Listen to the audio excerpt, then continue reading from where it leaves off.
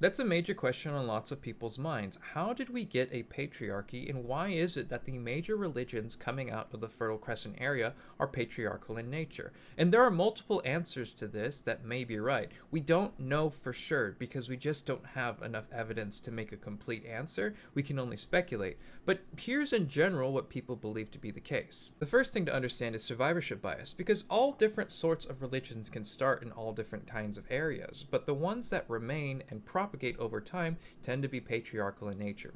Certain people, like David Sloan Wilson, theorize and indicate, with the evidence that he's uncovered, that most religions will adapt to their environment, which can mean being more patriarchal in nature. Go to any human culture, especially any traditional human culture, and what it must do to survive and reproduce in its environment is an impressive list of adaptations. And if it didn't do all that stuff, it wouldn't be there. And the next point is that human cultures are largely adapted to their environments at the group level.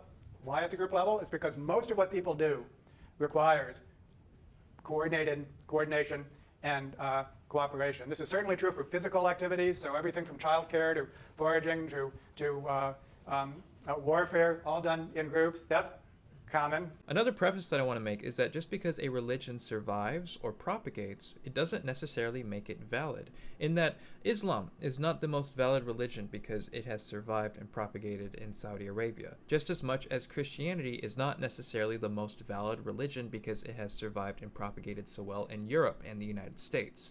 It doesn't necessarily work like that. You can have an invalid religion that has survived because it has adapted to its environment. And so we're developing a concept called sacred text as cultural genotype. So a sacred text, such as the Christian Bible, is a collection of commandments, stories, and so on. It's invested as authority and consulted as a guide to everyday life. And so any given part of a sacred text is like a gene that might or may not be expressed. Unless you tell a story or invoke some portion of the sacred text, then that sacred text just doesn't exist as far as action is concerned. So consider two religions that rely upon the same sacred text but occupy different environments. How can they adapt to their respective environments so that they act differently without changing the sacred text? One way is by interpreting any given part of the text differently. Okay? They could all cite the same text, but they could interpret it differently, or they can do it by citing different parts of the text. Both of these are analogous to epigenetic inheritance system, in which the genes don't change, but their expression does. What Wilson is saying in this lecture is that culture and religion are frameworks to understand meaning in a society, yet they are still subject to their environments. They often can be a product of their environment, but they also have to adapt to their respective environments.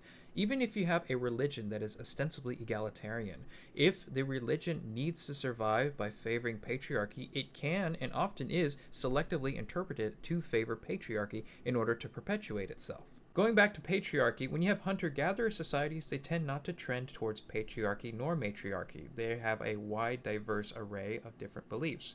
However, when you go to pastoral or agricultural societies, they tend to be more patriarchal and patrilineal. And why is that? Again, we don't firmly know, but we do understand that when you have a pastoral society that is raising animals, this begins the accumulation of wealth as you start to own livestock. When you have an agricultural society, not only do you also have accumulation of wealth, but you're also dealing with a gradually rising population, because once you start farming, you can sustain much larger populations than you could before. Pastoral and agricultural societies can often favor men because they have higher levels of physical strength. They don't have to deal with certain things like the complications or dangers of childbirth in a time where dying in childbirth was quite common, and in general, they can just accumulate wealth faster. So it is speculated that the reason why these societies become more patriarchal is because structurally wise, this favors hard work and labor, which favors men who are typically stronger than women and more capable of accumulating more wealth for themselves. There's also the fact that men can propagate with multiple people at the same time, something that women usually can't do aside from some crazy medical anomalies.